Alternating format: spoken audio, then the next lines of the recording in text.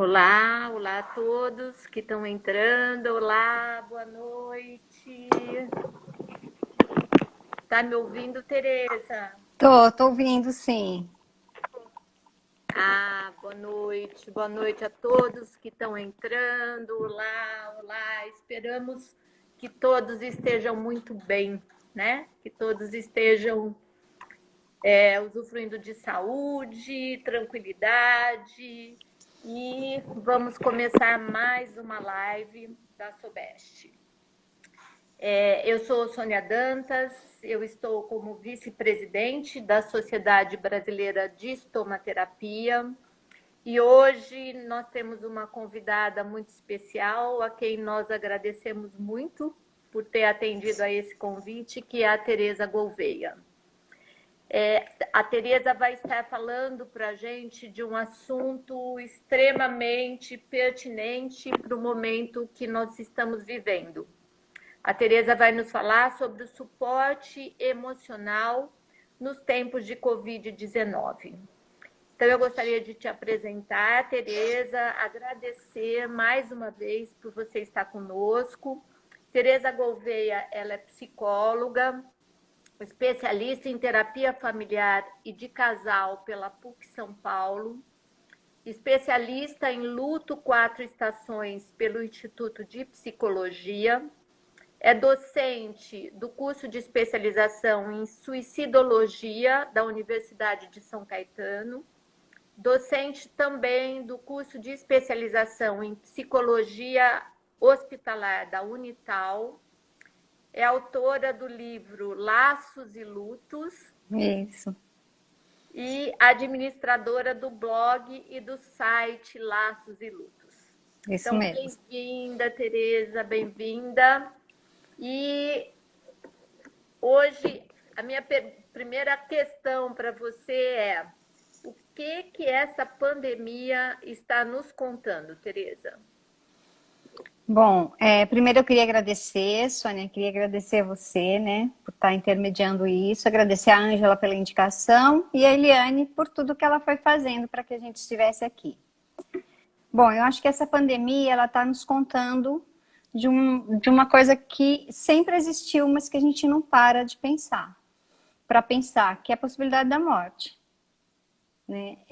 E o medo que se instaura, na verdade, nós confinados ou quem está tendo que trabalhar e tudo mais, na verdade, o medo, o que ele comporta, se a gente for seguindo esse medo, é a possibilidade da morte. E eu acho que isso está assustando todo mundo. Sim. Não é? Está travado? Certamente. Eu acho que travou aqui, uma pessoa falou está travado. Alguém poderia acenar se está travado, se já voltou? Eu vi que a Michele entrou. E parou, né? Michele, oi? Ela está dizendo que não está travado, Não, né? Tá ok. Tá ok. Então, eu Então acho que é isso, né? Acho que está todo mundo com medo. Nós temos um mundo presumido. E a gente acredita que algumas coisas vão acontecer de acordo com esse mundo presumido. Ou seja, a gente saía para trabalhar, voltava para casa, às vezes saía para alguma coisa, e isso nos dava segurança. E aí tudo isso é desorganizado e ordenado de uma outra forma, para nos manter em segurança. E aí os profissionais de saúde e tantos outros profissionais que estão na linha de frente, eles lidam com esse medo, dessa desorganização e com medo, inclusive, de ter que estar atuando nesse momento. Sim. Essa mudança de rotina é uma coisa que mexe com todos nós, né, Tereza? Essa mudança, a gente tem conversado com algumas pessoas, assim, tanto a presença, por exemplo, algumas colegas que as crianças estão dentro de casa, elas precisam continuar suas atividades da própria casa ou fazendo home office, e as escolas também estão mantendo as atividades com os filhos, né? Outras pessoas, a ausência das crianças, também tem várias amigas que o contato com os netos, com as crianças que estavam ali no dia a dia, deixou de existir, né? Então, mesmo os nossos contatos familiares, tudo isso mudou muito, né, Tereza? E o que a gente pode trabalhar nesse sentido? Assim, quais são as suas sugestões para isso? Eu acho que está todo mundo numa fase de adaptação. Eu acho que isso nós não podemos perder de vista. A gente está em processo de adaptação. Por quê? Porque o Covid, ele traz para a gente um processo de luto. Já que a gente tinha uma vida e passa a ter outra. Não importa se é temporariamente. E todo luto, ele vai implicar num processo de adaptação.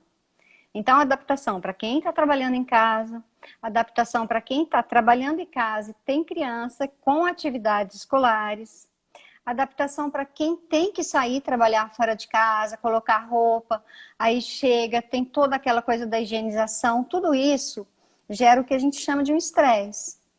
Né? Um estresse que eu acho que a gente pode falar num estresse pós-traumático mesmo. A gente está num momento de muito trauma, está todo mundo muito traumatizado. Então, o que a gente vai fazendo com isso? A gente vai buscando os lugares de segurança.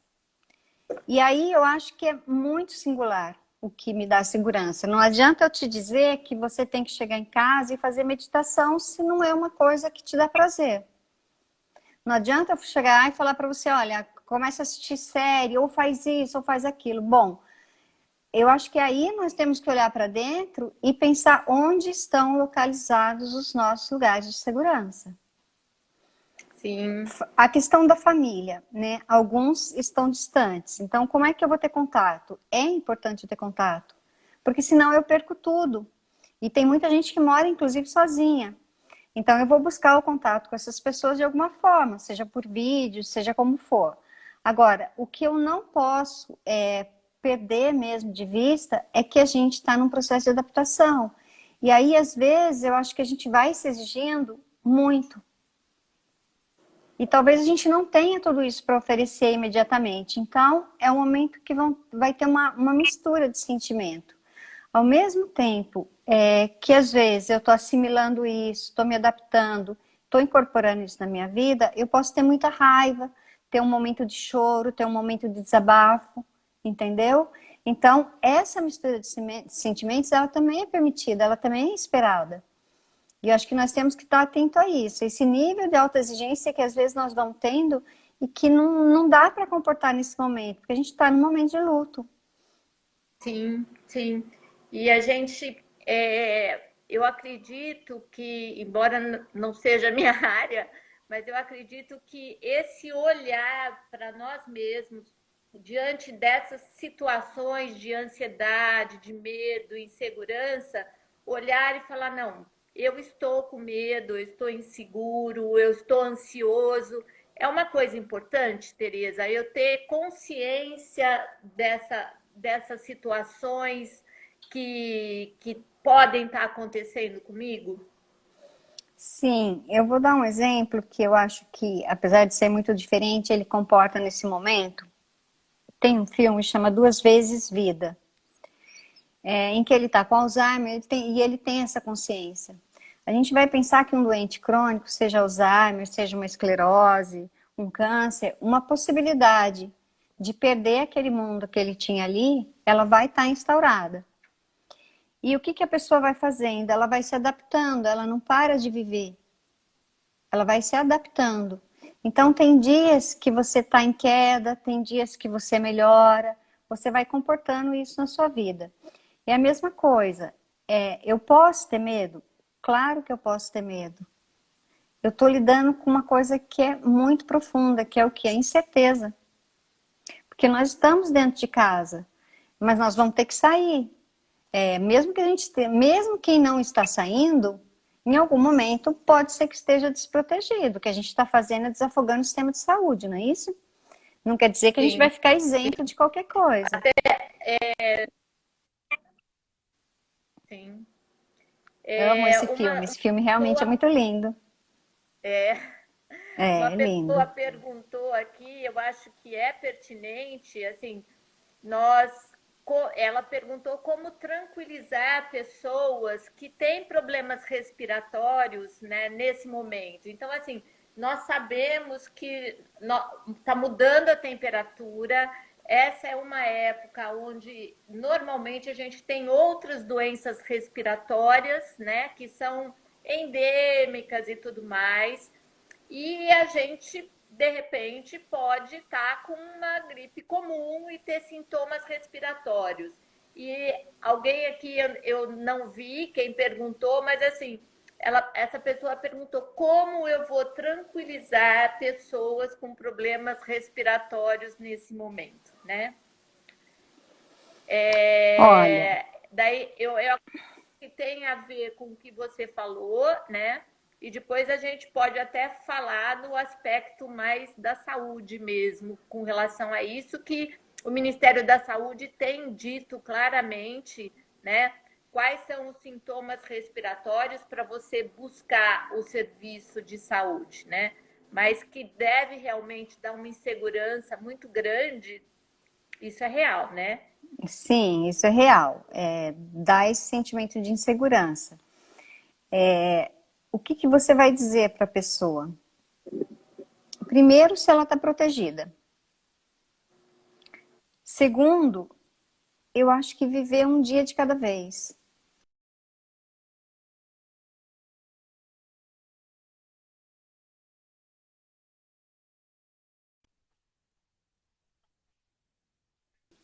Não é isso? Sim, Então, eu entro em estado de ansiedade por alguma coisa que já aconteceu, ou entro em estado de ansiedade por alguma coisa que possa acontecer. Qualquer lugar que eu tente andar e que eu não consiga estar lá, me leva a um estado de ansiedade. Então, o que que eu vou dizer para essa pessoa? Vamos viver um dia de cada vez. Hoje tá tudo bem. E eu acho que é o que nós temos que dizer para nós também, sim, não é isso? sim, Porque a certamente. pessoa entra no estado de ansiedade, não é porque ela já está com Covid, alguma coisa assim. Ela entra no estado de ansiedade porque ela vai para o amanhã. Então, sempre puxar ela para hoje. Falar, olha, a gente está no hoje, hoje está tudo bem, vamos viver um dia de cada vez? Porque é isso, é viver um dia de cada vez, porque é tudo muito novo, não é isso? Eu Sim, acho que é o único caminho, ficar no agora. sim. Excelente, porque a gente antecipa coisas que não necessariamente vão acontecer, né? Então, isso É, exatamente. A Georgia até está falando aí, é verdade. Acho que as pessoas que passam por um processo de luto, elas vão entendendo que a gente, o que está assustando todo mundo, principalmente se eu tenho um problema respiratório, é o quê? Eu não tenho controle. O que está nos assustando é o descontrole. Nós não temos controle das coisas. Mas será que nós tínhamos? Eu acho que nós tínhamos presumidamente. Certo? sim, Porque eu já vi muitos casos, por exemplo, de uma pessoa estar com câncer, a esposa está com câncer e o marido morre, tem um infarto e morre. sim, Então, assim, nós pensávamos que assim, que podia acontecer alguma coisa com a gente.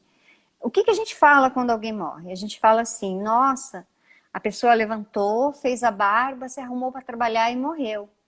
Como se a gente não morresse depois de fazer a barba, como se a gente não morresse antes de ir para o trabalho ou no trabalho. Então, o Covid ele traz essa clareza que já estava ali de uma outra forma, né? Só que, claro, o risco aumenta. sim, Então, eu acho que é isso, é ficar no agora, entender que a gente não tem controle das coisas, nós não temos, aceitar, né? Não ficar 24 horas pensando nisso, mudar o foco mesmo. E aí é o que eu falei, o que que me faz bem, né? Eu tenho problema respiratório, eu estou em estado de ansiedade. O que que eu gosto de fazer? O que que me dá prazer? Não sei, mexer na planta, fazer um bolo, não sei, eu vou para um lugar que eu goste. Não para onde acham que eu devo ir, porque isso está acontecendo muito. Você tem que fazer isso, você tem que fazer aquilo. Eu não sei se tem que fazer. Você tem que fazer o que te dá prazer, na medida do possível, né? sim. E os profissionais da saúde nesse momento, vamos falar um pouquinho desse luto diante da pandemia, mais voltado para quem está à frente da assistência nessa pandemia, né? Então, se puder, eu tenho conversado com algumas colegas, ontem mesmo conversando com uma colega, ela relatou que na equipe que ela trabalha já tem pessoas que foram diagnosticadas com Covid-19, que estão afastadas do hospital. Tem pessoas, tem uma ou duas pessoas que ficaram graves, tiveram que ir para a unidade de terapia intensiva. E tudo isso influencia para quem está dentro de um hospital, na assistência, você diminui o número de pessoas disponível para o trabalho, aumenta a ansiedade, aumenta o medo, né? E o que a gente pode aí sugerir? Essas pessoas têm medo até de trazer o contaminante, o vírus para casa, de repente contaminar os seus familiares, né? Como Sim, fica essa situação? sim, porque elas estão em contato direto. Esses dias eu li num jornal, um blog de uma moça que ela fala muito, os temas dela são da morte, e uma coisa que a gente não tinha tentado, por exemplo, um coveiro. O relato dele, assim, é impressionante mesmo. Você começa a ler, você fala, a gente não dimensiona isso, porque ele está ali também em contato. E aí ele vai falando do medo, de tudo que ele sente, que eu acho que as pessoas que trabalham diretamente com a doença, que o coveiro também trabalha, né? Os profissionais de saúde todos trabalham. Bom, o que eu vou fazer? Eu vou me assegurar de que eu estou protegida na medida do possível, porque eu tenho que ir. Eu vou criar espaços, isso é fundamental, não importa se são 5 minutos, se são 10, se são 20, eu vou criar espaços para uma vez por dia a gente juntar e falar um pouco, nem que seja 5 minutos. Hoje eu me senti assim. Essa troca, essa sensação de pertencer a alguma coisa é que nos dá segurança. Por isso os grupos funcionam tão bem, né? Então, ali está todo mundo vivendo a mesma coisa. O fato de conseguir se reunir um pouco e falar um pouco daquilo, por isso que eu falei, não importa se são 5 minutos, mas isso é fundamental. Não dá para eu entrar, trabalhar com tudo isso que está acontecendo, e aí eu já vou para casa sem tocar nesse assunto. Porque ele está ali. E aí eu vou para casa, eu vou com tudo isso dentro de mim. E às vezes é difícil mesmo desligar. Então, quando você junta e consegue falar um pouco, é como se você desse vazão para isso. E percebesse o medo de todo mundo. Isso junta, isso une. Então, eu acho que isso é fundamental. E a proteção. E é interessante, Tereza, que nós temos visto aflorar uma sensibilidade entre os profissionais da saúde, uma coisa muito bonita, né? De colaboração, de solidariedade, de compaixão com o paciente. Então, nós tivemos a oportunidade de ter uma prima hospitalizada por Covid, uma pessoa jovem que recebia bilhete da nutricionista isolada, né?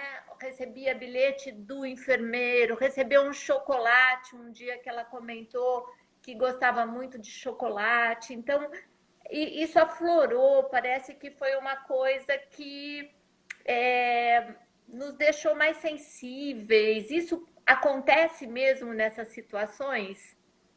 Com certeza. E eu acho que, assim, além desse carinho, eu acho que é muito importante, acho não, eu acredito que é muito importante os profissionais de saúde trabalharem com algumas coisas, né? A Karina Fukumitsu, ela trabalha com suicídio, ela fala uma coisa que eu acho muito bonita, que nós oscilamos entre 3 coisas, onipotência, potência e impotência, e isso tem que estar muito claro. Onipotência é achar que eu posso salvar todo mundo, eu não posso. Eu não tenho esse poder, eu não tenho esse controle, e eu tenho que me perdoar quando eu não consigo. Porque nem tudo vai depender de mim. e lidar com as despedidas, inclusive, que estão num formato completamente diferente. A impotência, ela vem mesmo dessa coisa de falar, eu não dei conta, eu não consigo, né? Isso não dependia de mim. Então, qual é o ideal? Eu vou trabalhar na minha potência. Eu vou fazer o que eu posso, exatamente onde eu posso. E aí eu tenho, isso é muito difícil, né? Porque assim, vidas estão sendo ceifadas, pessoas estão falecendo. Então, de lidar com isso e falar, não, eu não tinha controle sobre isso. E eu tenho que me perdoar de eu não poder ter feito tudo aqui.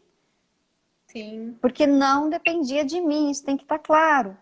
Se dá essa permissão, sabe, Sônia, de dizer eu não posso tudo, até porque eu dependo também de um sistema de saúde, uma instituição que eu estou inserida e que às vezes ela não consegue contemplar tudo, sim, não sim, é? Agora, a empatia, claro que ela é importantíssima, né? Você estava falando, isso é um alento quando chega alguma coisa assim, né? O meu filho teve Covid, ficou internado. Ele não chegou aí para UTI, mas ele ficou em quarto, mas assim, eu achei muito bonito uma fala que quando ele chegou, ele perguntou, eu vou ficar 3 dias? O médico falou assim para ele, eu não sei quantos dias você vai ficar, porque isso é novo para mim também. Mas eu te garanto que você não sai daqui enquanto eu não me sentir seguro. Então ele não deu uma resposta, percebe? Ele não respondeu, mas isso trouxe segurança. E é um sim, lugar do não saber. Como nós não pudemos ir, uma outra coisa que foi muito bacana, ele deixou a gente assistir uma das consultas, entendeu? Ele chegou para visita, meu filho falou, meus pais podem assistir? Pode, a gente ficou assistindo de casa. Então essas coisas confortam, porque é o que está se lidando, não pode chegar ninguém perto, não pode estar junto. Então o que eu posso fazer nesse contexto? sim, Claro que a empatia ajuda, né? Eu diria até compaixão, né? Porque a compaixão você vê o que está acontecendo com o outro, percebe e atua. sim, Mas é importante a gente entender que a compaixão, ela faz com que eu entenda que aquilo está acontecendo com o outro. Porque se eu entender que é comigo, isso fica misturado, até porque dificilmente na faculdade ensinam a gente a falar da morte, a falar da despedida, né? É sempre do que fazer para que dê tudo certo, e não o que fazer quando não dá tão certo. Eu acho que por isso é tão difícil, às vezes, o profissional da saúde, além dele estar nessa insegurança de estar em risco, de estar com medo, né? E ele pode ter medo, ele não pode. Imagina que você está num carro, né? O medo ele pode estar ali, ele não pode dirigir, né? Ele pode estar. A gente só não pode deixar ele nos controlar, ele nos coordenar. sim. E essa compaixão pelo outro mesmo, de fazer o que me é possível. E a gente só pode fazer o que é possível mesmo. É, Fora disso, a gente não pode, né? é.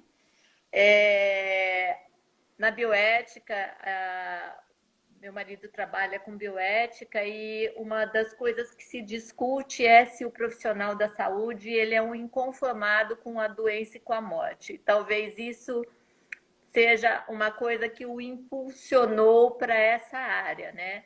Então, realmente é difícil, né? É difícil para o profissional que acredita que pode ajudar e vai ajudar, obviamente, né? Mas se deparar com tantas pessoas morrendo por uma doença extremamente nova, né? Isso realmente é um fator desgastante para qualquer ser humano, né? E uma Sim, outra ainda mais a área da enfermagem, que ela tá ali o tempo todo, ela é a linha de frente, né? é a linha de frente. A frequência dela é incomparável, assim, de estar com as pessoas, de estar em contato. Então, qualquer despedida é uma despedida dela, porque ela está ali o tempo todo. Não Sim, que não acabe sendo da equipe, mas eu acho que o enfermeiro, ele está na linha de frente, não tem como. O técnico de enfermagem, auxiliar, todos eles estão na linha de frente. E isso é incombatível. E aí, quando acontece uma despedida, pode já ter tido ali um laço, né? sim. Um vínculo, e é mesmo doloroso. E a gente tem que lidar com a dor, na verdade é isso. É. E uma outra coisa que foi interessante, que a gente viu na mídia, na televisão, é que ao mesmo tempo que os profissionais, médicos, enfermeiros e toda a equipe envolvida, porque não é só médico e enfermeiro, tem todo um grupo de pessoas que assessoram, né, para que as coisas aconteçam, desde o pessoal da limpeza, da nutrição, São. quem entrega o alimento dentro dos quartos, toda uma equipe que está à frente, né? Isso. Dando o suporte. E a gente viu desde aplausos nas janelas e um panelaço para realmente agradecer essas pessoas, e ao mesmo tempo a gente viu pessoas de branco em transportes coletivos que foram agredidas porque estavam com roupa branca. Então, como que a gente pode entender psicologicamente essas reações tão antagônicas das pessoas, Tereza? Então, se a gente pensar que tem pessoas, mesmo na área da saúde, lá, trabalhando com doente, que você vai ver que eles lidam de uma forma mais fria, não tem? Sim. Você fala, como que essa pessoa consegue ser tão fria? Nós vamos criando dentro de nós construímos recursos para lidar com as perdas, para lidar com a dor, para lidar com o medo, para lidar com sentimentos que não são positivos. E eles vão estar presentes em qualquer situação. Quando eu agrido o outro, que está me ajudando, né? Na verdade é isso, qualquer pessoa de branco que você encontrar, pode ser até de farmácia, não importa, um farmacêutico, um balconista, ele está te ajudando, ele está aberto para isso, não só quem está no hospital. As pessoas estão fazendo isso para nos ajudar, elas estão trabalhando para nos ajudar. Aí eu chego e agrido. Provavelmente eu sou uma pessoa que quando eu entro em contato com os meus sentimentos, eu devo lidar de uma forma muito parecida. Entende? Como tem alguém que tudo chora. Já é o seu jeito de lidar com as coisas. Somado a isso, a gente pode pensar que eu não vejo outra possibilidade de ignorância. E ignorar no sentido de ignorar mesmo, de não conseguir parar para pensar que aquela pessoa de branco, ela tá de branco porque ela me ajuda, porque ela pode ter ajudado um familiar meu. Não é isso? Sim, certamente. Ela está ajudando os nossos familiares, só que você não consegue parar e pensar nisso na hora, porque a sua primeira reação é agredir. Como se aquela pessoa fosse a responsável pelo que está acontecendo. Ou como se ela tivesse que se isolar do mundo e ela não pudesse ir do hospital para casa. Sim, Isso ou não é como se ela possível. representasse um risco para que eu me contamine porque ela está em contato com essas pessoas, né? Então, possivelmente, quando tem alguma desorganização na minha vida, eu também agrido. Eu não estou agredindo só nessa situação, eu devo ter um comportamento de reação que é agressivo mesmo.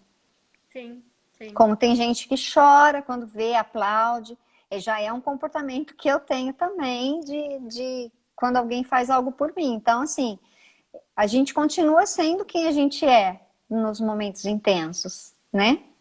Só aumenta a profundidade, aumenta, na verdade, a intensidade mesmo, mas eu ainda sou quem eu sempre fui. Sim, são diferentes formas de enfrentamento dessa situação de estresse. Exatamente, diferentes formas de enfrentamento, Tá que vão certo. aparecer em qualquer situação. Só que numa situação mais intensa, isso vai ficar drástico, né? Tem um colega aqui dizendo que chegou a pensar que as pessoas queriam dizer que aquela roupa era um risco. Exatamente, elas estão te agredindo porque elas entendem que você não pode estar, não sei, num transporte público, em algum lugar, porque você pode passar isso para elas. Sim. Então, e aí a ignorância no sentido assim, como é que eu não paro e penso que amanhã eu ou algum familiar possam estar em contato com essa pessoa precisando de ajuda? Como é que a minha linha de raciocínio não continua? Sim, sim, entendi. Bom, eu acho que dos temas que a gente tinha... Ah, não, uma coisa importante que a gente discutiu anteriormente, né?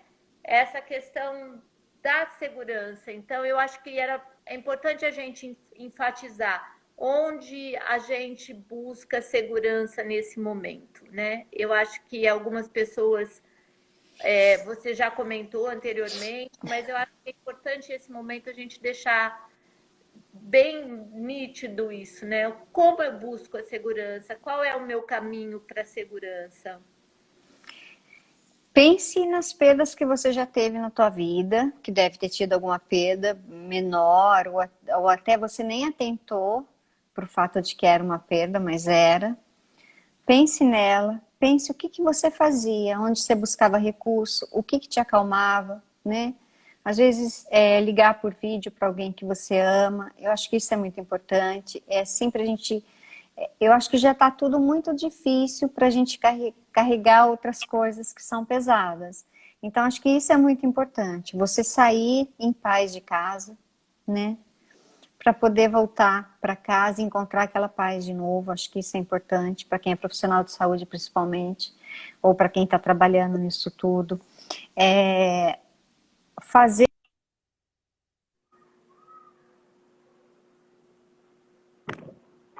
Fazer as coisas que eu gosto. O que eu gosto de fazer que me dá segurança? Que é o que eu falei, pode ser coisa muito simples. Eu gosto de fazer um bolo, eu gosto de fazer, sabe? São coisas simples, não são coisas muito profundas. Não se cobrar de ter que fazer alguma coisa que você não tem vontade, que você não está afim de fazer, né? Tá atento a quem você é e as pessoas que você ama. Porque geralmente as pessoas que você ama são os seus lugares de paz. Pelo menos. E se não for, então chega, vai para o seu quarto, fica quieto, vai fazer alguma coisa que te acalme. Não fique onde tem turbulência. Por quê? Porque quando você chega do trabalho, na verdade, você está criando uma reserva para o dia seguinte, para retomar aquele trabalho. Então, você tem que estar seguro. Eu acho que o lugar de segurança é sempre um lugar de paz. Sim. É o que me dá paz. Então, põe uma música e vai fazer alguma coisa que eu gosto, ou vou deitar e ouvir uma música, ou vou ver o pôr do sol, não sei. Aí eu acho que é muito singular mesmo, mas é muito importante a gente criar essa reserva de tudo que nos faz bem, entendeu? Sim. Eu acredito que nós estamos numa oportunidade de reinventar algumas coisas, né, Tereza? É muito interessante como eu me pego nessa mudança de rotina, né? Eu me pego fazendo algumas coisas novas e que eu descobri que são extremamente prazerosas, né? Acho que a gente tem que buscar isso, né? Reinventar isso e não ficar preso àquilo que eu foi me retirado desse momento, né? Sim, porque aí volta no que eu te falei, Sônia. Se eu fico no passado, e ele não é possível, porque eu tinha uma vida que ela era diferente, ou se eu vou para o amanhã, como eu te disse, eu não consigo ficar no agora. Mas o que eu tenho da minha vida, na verdade, é o momento que eu tô viva. Se a gente parar para pensar, né? Você me dá alguma garantia, você dentro da sua casa, eu dentro da minha, que a gente acorda amanhã? Não. Não, A gente só não para pensar nisso. dependente do Covid, né? Exatamente, a gente só não para pensar nisso. Então, eu acho que assim, no momento futuro, a gente tem que pensar muito, a gente tem que aprofundar essa relação que a gente tem com a morte, porque ela é a única certeza da nossa vida e nós não olhamos para ela. E acho que muitas vezes nós somos até afastados dela quando crianças, numa medida de proteção que não é viável, mas as pessoas entendem que estão protegendo, não é viável porque a gente vai ter que viver com a morte, vai ter que em algum momento estar em contato com ela. Então, eu acho que é entender que eu tenho dois caminhos. Eu não vou negar, eu sei tudo que está acontecendo, isso me dá incerteza, eu estou num momento de incerteza, eu tenho medo, ele é real, ele não é uma ilusão da minha cabeça, mas eu tenho que fazer. Bom, já que eu tenho que fazer, por isso que eu falei dos doentes crônicos, né? Você acha que uma pessoa que vai para a quimioterapia, ela não vai com medo? Uma pessoa que tem um diagnóstico de câncer, ela não tem medo? Claro que ela tem. Só que a escolha é ir ou não ir. E eu já vi pessoas que não foram, que ficaram em casa, não contaram para ninguém e preferiram deixar a doença se arrastar por medo. Então, o medo, ele paralisa também. Então, eu não vou negar o medo, eu vou aceitar porque ele é real e eu tenho o direito de sentir, mas eu não posso servi-lo. Sim. Entende? Uhum. Eu tenho que estar à frente dele. Sim. Ele não pode me controlar, porque se ele me controlar, eu começo a entrar em ansiedade, entrar em pânico. E aí é o que você falou, bom, eu vou mudar de foco. Deixa eu fazer o que eu tenho para fazer agora, eu tô aqui trabalhando, eu vou fazer o que eu tenho para fazer. Quando eu chegar em casa, eu tenho que desligar, porque senão eu também não aguento. E aí eu vou fazer outras coisas, vou fazer o que me dá prazer, não o que acho que eu tenho que fazer. Algumas coisas eu tenho que fazer, né? Ainda mais agora. As pessoas chegam, às vezes chega, tem serviço de casa, tem um monte de coisa para fazer, né? Mas na medida do possível, tentar ficar comigo, ver o que me faz feliz, o que eu vou fazer agora que me deixa bem, entendeu? Eu acho que isso tudo, essa coisa de a gente ficar em casa, tá obrigando a gente a se olhar mesmo, sabe? O que eu gosto, por que eu tô fazendo isso, por que eu tenho que fazer isso.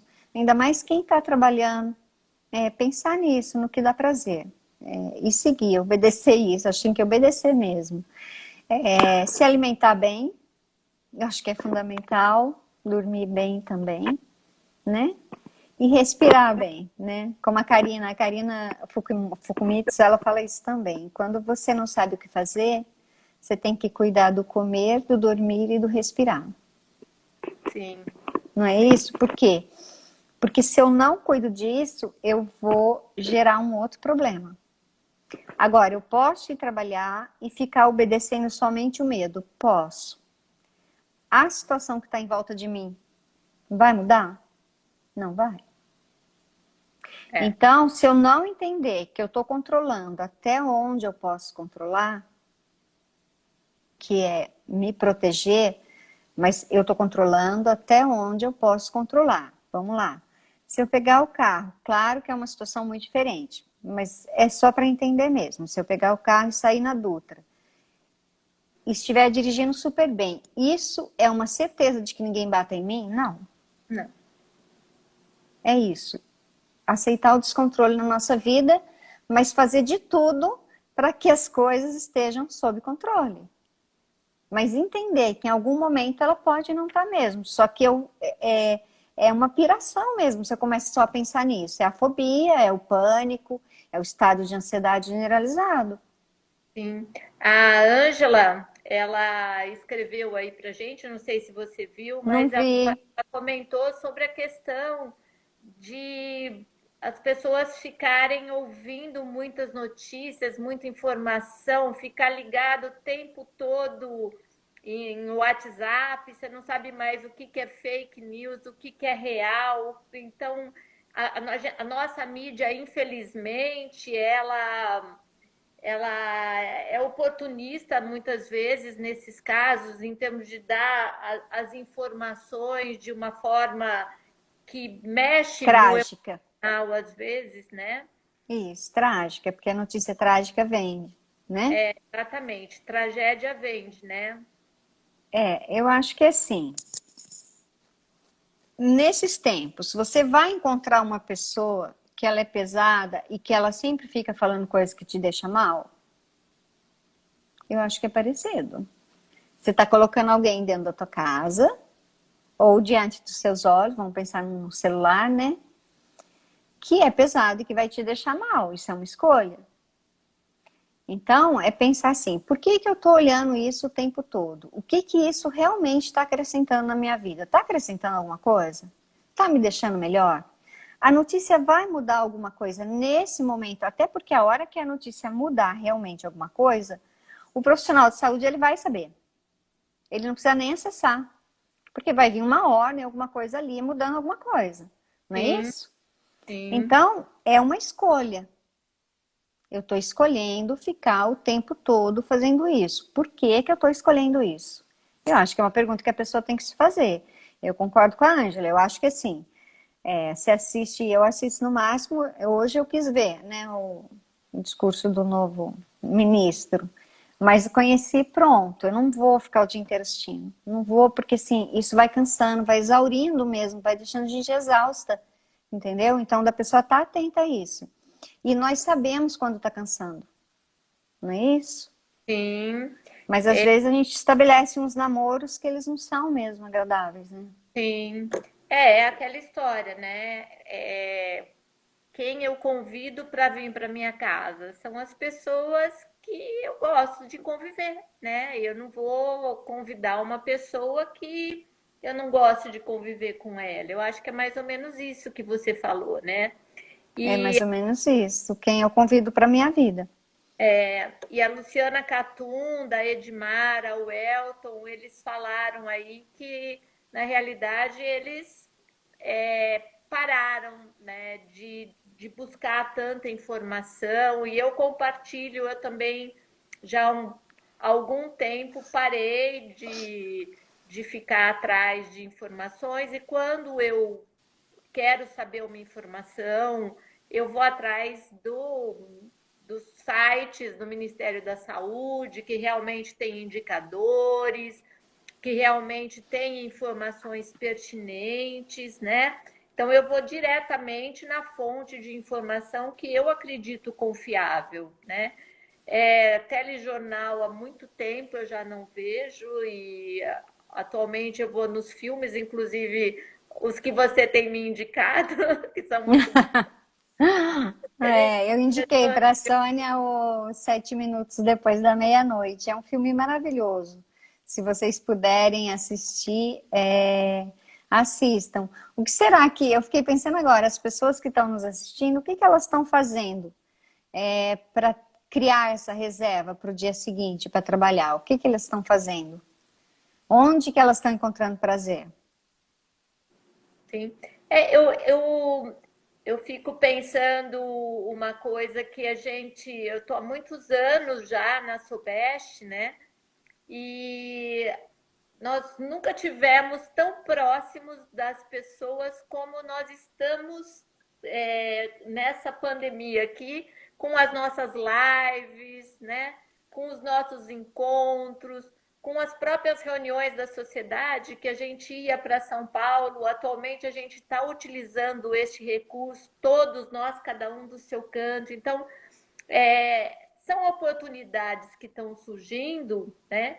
De coisas boas a serem compartilhadas e que nos desligam um pouco dessas situações estressantes que são essas informações, é, informações negativas sobre a pandemia, né? Então, assim, E uma coisa que chama atenção, sabe, Sônia, assim, a gente quer informação de várias coisas, e não vamos pensar nem agora, né, nesse momento que está essa pandemia e tudo mais, mas pouquíssimas pessoas querem entrar em contato com elas mesmas, entender a passagem delas por aqui, entender o propósito da vida delas, falar da morte, né? Quando eu falo que eu sou especialista em luto, tem muita gente que fala, credo, que horror, e não sei o quê. Como se a morte não estivesse na vida. Eu não penso em morte o tempo todo, mas eu sei que ela existe. E eu sempre digo que, e eu acho que isso pode acontecer com os profissionais de saúde mesmo também, trabalhar com pessoas que estão partindo, eu acho que é um presente mesmo. Elas nos ensinam muito. Então, é sempre olhar para aquilo que está acontecendo na minha vida e entender como que aquilo pode agregar alguma coisa, né? Porque se eu saio melhor de cada encontro, eu já ganhei, entendeu? sim, Mesmo e sair melhor não é sair sem sofrer, não é sentir dor, não é, né? Ainda mais o que a gente estava falando, os enfermeiros, o pessoal da enfermagem em geral que está na linha de frente. É muito sofrimento, eles estão se deparando com muito sofrimento. E aí eu acho que vem uma reflexão mesmo, como é que eles lidam com o próprio sofrimento. Como é que eles lidam com a morte? Porque nós não queremos morrer. Eu não quero, você também não, tenho certeza. Eu gosto muito da vida. Mas isso não vai me tirar dessa fila, entendeu? Então, assim, como é que eu lido com a morte, já que eu trabalho com ela, ou com a possibilidade dela, né? Porque se eu trabalho no hospital, eu estou trabalhando com a possibilidade da morte. Como é que eu lido com ela? E a espiritualidade, que a gente não. Fundamental. A espiritualidade, eu não vou nem falar em religião, porque a Sim, religião é um braço da espiritualidade. A espiritualidade é o propósito de vida. Eu tenho que ter um motivo para levantar da minha cama todos os dias. Isso é espiritualidade já. É o que que eu estou fazendo aqui, por que eu estou aqui, né? Por que que vale a pena a minha passagem por aqui? Isso é espiritualidade. Ela, né, tem um documentário muito bonito, se alguém puder assistir, acho que deu, como que é? Eu Maior. Eu Maior. É muito bonito. São pessoas de várias vertentes falando sobre o propósito da vida. Então eu acho que tudo isso que está acontecendo está vindo dizer isso pra gente, né? Como é que eu lido com a morte, como é que eu lido com o sofrimento, como é que eu lido com a vida. E é um ponto de reflexão. A gente só não pode se perder nesse momento, entendeu? No sim, que a gente não tem controle. Aceitar o descontrole. sim. Aqui vem vindo uma pergunta sobre terapia online. Se ajuda, se é distante, se é diferente. Não, ajuda, claro que ajuda. Eu acho que, claro, tá fisicamente é muito bom, é muito gostoso, mas não sei, eu faço terapia online e realmente não vejo nenhum problema, né? Sim, Eu acho que o que não dá é para ficar sem nenhuma ajuda se eu estou precisando dela. sim. A Ângela tá ressaltando que estão pedindo para que a gente fale, dê sugestões de alguns filmes, se você tiver sugestões. Eu acho que esse Duas Vezes Vida é um filme muito sensível, muito bonito, que fala desse processo desse homem entrando em contato com a possibilidade, porque ele sabe que tem Alzheimer, e ele vai entrando em contato com isso e tentando ficar em paz com a vida dele. É muito bonito. Esse que eu te falei, 7 minutos depois da meia-noite, é muito bonito. Os 7 minutos depois da meia-noite, eu não sei se alguém viu, é um menino que a mãe está falecendo e ao mesmo tempo ele fala da divisão de sentimentos, ao mesmo tempo que ele ama a mãe, ele quer que ela morra porque ele não aguenta mais o peso daquele cuidado. Então é um filme super bonito porque uma árvore vira um monstro e vem e fala para esse menino, ela vem para autorizar a raiva, porque a gente às vezes não autoriza a raiva. Eu tô com raiva do que eu tô vivendo, eu posso estar com raiva, mas isso não quer dizer que eu não amo. A gente sempre separa muitas coisas, é muito importante olhar para isso. Eu não separo. Eu posso ter raiva de alguém e ao mesmo tempo amar muito. As duas coisas podem coexistir, né? Raiva de tudo que ela me está causando e ao mesmo tempo amor e não quero que ela vá embora. Então esse filme é muito bonito, 7 minutos depois da meia-noite. Colocaram aí A Partida, é um filme super bonito, é muito bacana. Que mais? Tem tantos. Um Golpe do Destino é um filme muito bacana, né? Que é um médico que ele chama os pacientes pelo número e aí ele tem um câncer. Sim, esse filme é maravilhoso. Maravilhoso. Eu acho que são filmes que vão dizendo da gente lidar com as coisas mesmo, né? Nossa, tem tanto filme, agora não vem assim. Ó, aqui tem uma colega também falando sobre Beleza a oculta, beleza assistam. oculta. Beleza oculta é fantástico É também. fantástico. É fantástico, Fantástico. muito bom. Algumas iniciativas, uma colega aqui falando de lives que estão sendo feitas na beira da praia, que as pessoas estão compartilhando. É, eu acho que é o que Antes de você partir. falou, né? A gente está numa oportunidade de nos tornarmos, eu particularmente penso, de olharmos para o mundo de uma forma diferente depois que tudo isso normalizar, né? Eu acho que nós já estamos pessoas diferentes. Você tem essa impressão também? Isso é real ou é só Então, olha só, Sônia, a gente vem de uma situação de achar que controla tudo, é só você pensar assim, às vezes uma pessoa está no trânsito, ela está atrasada e ela se irrita porque o trânsito não está andando ou porque tem alguém que é muito lento na frente dela. Isso irrita.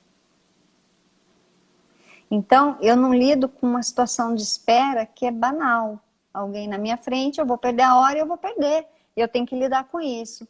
Então, isso está dizendo, agora estão nos obrigando a lidar com a espera. Não é isso? A gente está sendo obrigado a lidar com a espera. E a gente tem que lidar. Então, eu acho que qualquer situação na nossa vida, ela vem, a gente pode ter esse olhar que você está dizendo mesmo, né? O que essa situação está me contando? Está me contando que eu, por exemplo, eu tô com saudade de uma coisa boba, de passar na padaria comprar pão. Sabe assim? Eu falo, gente, nunca pensei que eu ia ter saudade disso. Saudade de estar com as pessoas que eu gosto. E que às vezes a gente nem sabia que era tão bom estar junto, né? A gente vai percebendo depois, quando a gente não tem opção de estar. E aí, a gente vai estando junto por vídeo.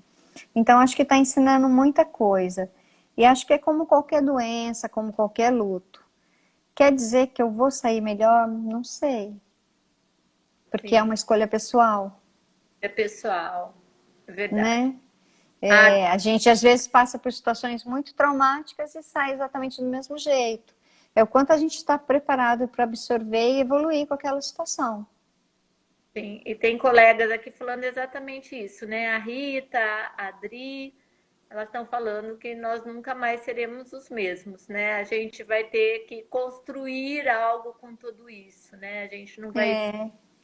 E eu acho que é bonito a gente pensar que a gente não vai ser o mesmo porque a gente vai valorizar muito outras coisas que a gente não valorizava, né? Não é Sim, isso? Eu é, prefiro pensar assim, saudade de cuidar da minha mãe. É isso, é, né, Jussara? Eu também tô. Eu fui ver meus pais e fiquei de fora da rua falando com eles. É muito difícil, né? A gente fala que vontade de tocar, né? Não é isso? exatamente, exatamente. Eu O tenho dado toque. direta aos meus pais, que têm 86 e 87 anos, porque você tem que ajudar na casa, nas necessidades, não tem jeito, né? E eu vou de máscara o tempo todo e não pode chegar perto. Então, assim, é uma coisa distante. Então, a gente tem que se adaptar a uma situação que